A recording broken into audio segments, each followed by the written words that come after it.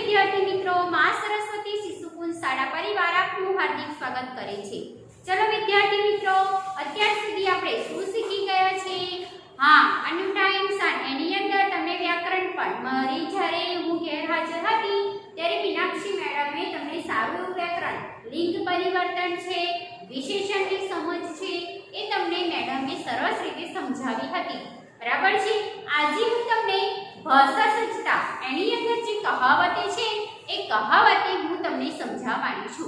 पहला तो कहावत, कहावत का अर्थ क्या होता है?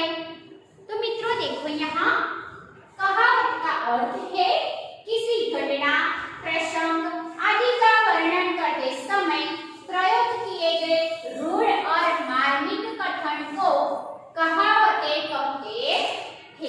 रूढ़ यानी कि रफ शब्द આપણે બરાબર ગામડાના લોકો વાપરે છે ને એને રૂઢ શબ્દ કહેવાય। जो किसी घटना, प्रसंग आदि का वर्णन करते समय प्रयोग किए गए रूढ़ और मार्मिक कथन को कहावतें कहते हैं।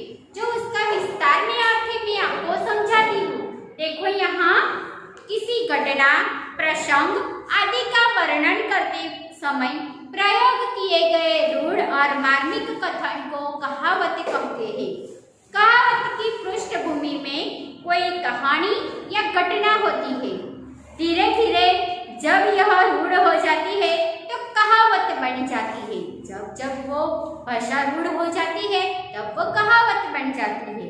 कहावत सीधे हृदय में प्रवेश कर विशेष प्रभाव उत्पन्न करती है। कभी उसमें व्यंग की पैनी दर होती है तो कभी उसमें हृदय को छू लेने वाला मर्म होता है। कहावतें कभी कभी नीति या बोधपूर्ण उक्तियों का काम भी करती है।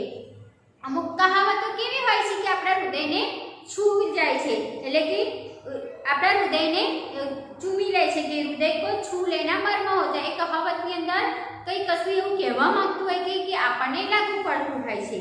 અને અમુક કેવી હોય છે બોધપૂર્ણ, કે એ કહાવતની અંદરથી આપણને સારો એવો બોધ મળતો હોય છે।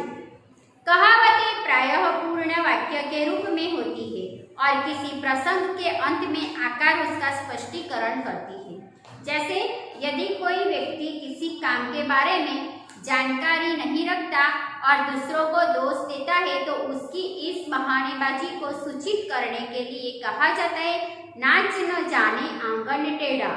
એટલે કે જો કોઈ માણસ એવો હોય કે એને કામ નથી કરવું, બરાબર, અને એમાંથી કામ કરવું નથી અને એની જાણકારી પણ એની પાસે નથી અને બીજાને તે દોષ આપે છે, બરાબર, એટલે કે તેનું બહાનું શોધે છે, તેને કામ કરવું નથી, એને જાણ નથી। એટલે કે જો એના માટે શું કહાવત વપરાય છે કે नाच न जाने आंगन टेढ़ा, नाच न जाने आंगन टेढ़ा, यानी कि अर्थात नाचना आता नहीं इसलिए आंगन को टेढ़ा बताकर वह नाचने से बचना चाहता है।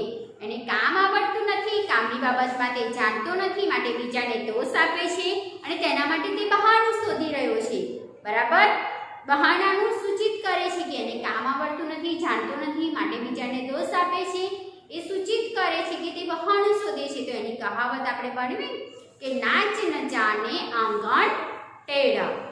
माता पिता अपने कमाओ बेटे का बुरा व्यवहार भी सहन कर सकते हैं।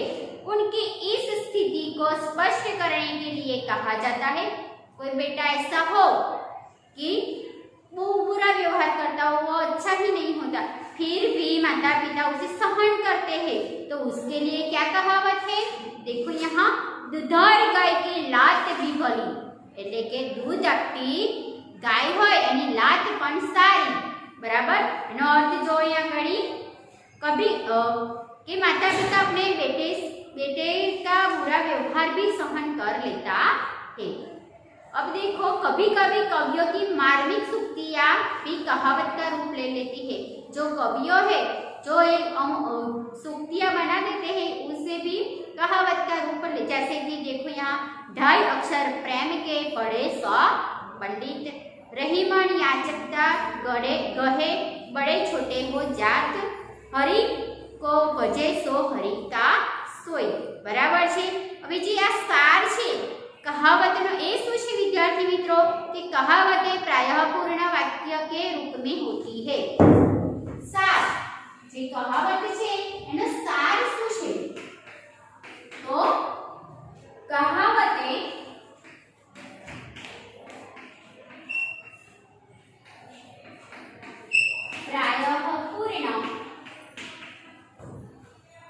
वाक्य के रूप में होती है।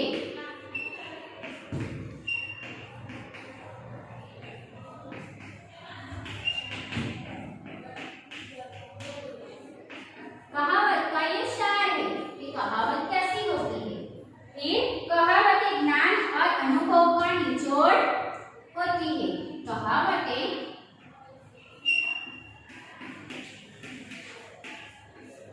ज्ञान और अनुभव का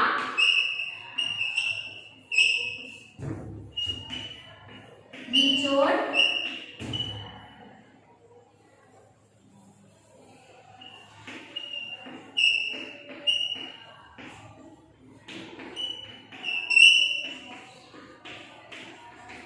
बराबर से विद्यार्थी मित्रों। अब आगे कहावतों का स्वतंत्र रूप से प्रयोग किया जा सकता है, जैसे कि दुर्बल को सताई ये जाती होती है।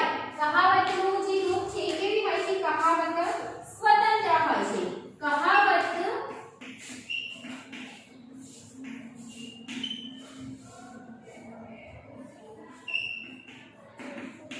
स्वतंत्र रूप में प्रयोग किया जाता है।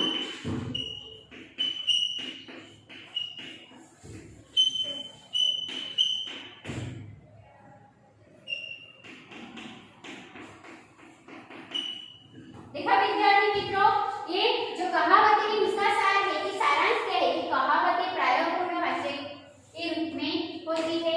कहावतें ज्ञान और अनुभव का निचोड़ होती है। कहावत का स्वतंत्र रूप में प्रयोग किया जाता है।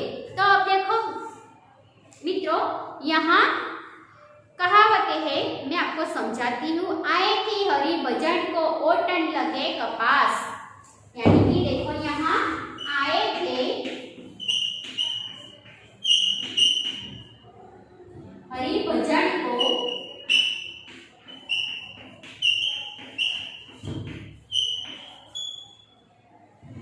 ओटन लगे कपास।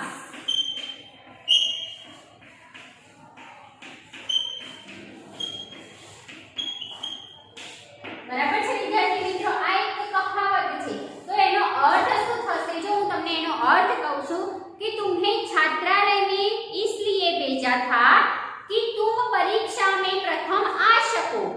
तुम्हें छात्रालय में इसलिए भेजा था क्योंकि तुम छात्र में परीक्षा में प्रथम आ सको, पर तुमने तो यहाँ रहकर भी बेकार की बातों में समय बर्बाद करना शुरू कर दिया।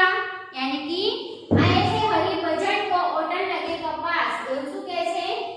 અહીંયા આગળ તને ભણવા માટે મૂક્યો હતો, પરંતુ તે તો અહીંયા આગળ છાત્રાલયમાં આવીને પણ તારો સમય ત્યાં શું કરવા માંડ્યો છે?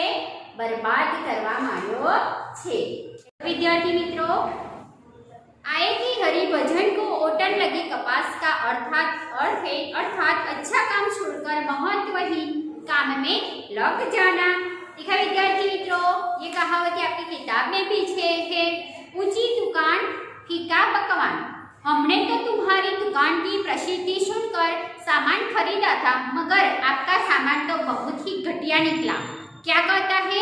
ऊंची दुकान फीका पकवान। हमने आपकी दुकान की प्रसिद्धि देखकर आपकी दुकान से सामान खरीदा था, लेकिन आपका सामान तो बहुत ही घटिया निकला। इसे कहते हैं ऊंची दुकान फीका पकवान, अर्थात प्रसिद्धि के लिए प्रसिद्धि के अनुरूप न होना। एक तो दूसरा देखो, एक तो करेला ऊपर से नीम चढ़ा, एक तो करेला ऊपर से नीम चढ़ा। वह शराबी तो था ही, वह शराबी तो था ही, जुआ भी खेलने लगा। वह शराबी तो था ही, जुआ भी खेलने लगा। यह तो वही बात हुई। एक तो करेला ऊपर से नीम चढ़ा, एक तो कारेलू काढ़ू અને ક્યાં ચડ્યું? લીમડાના ઝાડ પર ચડ્યું। अर्थात एक दोष के साथ साथ दूसरा दोष भी लग जाना। शराब तो पीवे જ છે, બીજું શું કરે છે? जुआ પણ ખેલે છે। બરાબર છે। एक सड़ी मछली सारे तालाब को गंदा करती है। एक सड़ी मछली सारे तालाब को क्या करती है? गंदा करती है। देखो यहाँ हम कहते हैं ना कि एक खराब आलू सब आलू को खराब करते हैं। देखो यहाँ जब से एक धनराज हमारी कक्षा में आया है, उसने कई बार चोरी की है। उसकी देखा देखी कई और लड़के भी इस लत में पड़ गए हैं। ठीक ही कहा है, एक सड़ी मछली सारे तालाब को गंदा कर देती है, अर्थात एक ही बुराई के कारण सबकी बदनामी होना। देखो यहाँ हमारी कक्षा में कोई ऐसा लड़का होता है जो चोरी करता है, उसकी देखा देखी अन्य छात्र भी करते हैं, तो वो भी उसे भी ऐसी लत लग जाती है। इसे कहते हैं एक सड़ी मछली सारे तालाब को गंदा कर। एक बुरा व्यक्ति, बुरा छात्र सारे क्लास को क्या करता है? बुरा करता है। कंगाली में आटा गिला, यानी कि गंगू पहले ही बहुत निर्धन था, छोटी सी नौकरी में बड़ी मुश्किल से गुजारा कर रहा था, अब तो वह भी छूट गई, એટલે કંગાલી में आटा गीला, એટલે કે ગરીબ તો હતો જ, પરંતુ નોકરીની અંદર કોઈ નાની એવી મુશ્કેલી આવી હશે, એ પણ શું કર્યું? છૂટી ગઈ। इसे कहते हैं कंगाली में आटा गीला, अर्थात मुसीबत में और मुसीबत आना। कहा राजा भोज और कहा गंगू तैली, अर्थात दो व्यक्तियों की स्थिति में बहुत अंतर होना। उस साधारण गायिका की तुलना लता मंगेशकर से करना उचित नहीं। कहा राजा भोज और कहा गंगू तैली, अर्थात दो व्यक्तियों की स्थिति में बहुत अंतर होना। तो देखा विद्यार्थी मित्रों, आपकी जो किताब है उसमें एकम 2, उसमें भाषा सजता कहावतें हैं, तो आपको सबकी सब कहावतें पढ़नी है और लिखनी है और समझनी भी है। देखा ना, आपको ये कहावतें बार बार पढ़ना है। आशा रखती हूँ इस कहावत का अर्थ आपको समझ में आया होगा। मैंने जो भावार्थ समझाया उसमें भी आपको समझ आ गई होगी, तो आशा रखती हूँ आपको इसमें समझ आ गई होगी। आपको होमवर्क ग्रुप में भेजना है, जो मैं नोट्स आपको भेजने वाली हूँ, वो नोट्स आपको समय से लिखकर मुझे होमवर्क ग्रुप में भेजना है। Thank you.